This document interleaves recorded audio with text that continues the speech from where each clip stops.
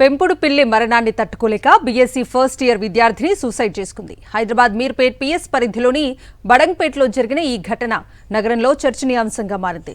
వెంకటాద్రి నివాస్కు చెందిన హిమబిందు ఒక పిల్లిని ఇష్టంగా పెంచుకుంటోంది. కాగా ఇటీవల ఆ పెంపుడు జంతువు చనిపోయింది. దీంతో తీవ్ర మనోవేదనకు గురైన ఆమె నిన్న ఇంట్లో పురుగుల మందు తాగింది. సమాచారం తెలిసిన వెంటనే మీర్పేట్ పోలీసులు ఘటనా స్థలానికి చేరుకున్నారు. మృతదేహాన్ని పోస్టుమార్టం కోసం ఉస్మానియా ఆసుపత్రికి తరలించారు. అనుమానాస్పద మృతిగా కేసు నమోదు చేశారు.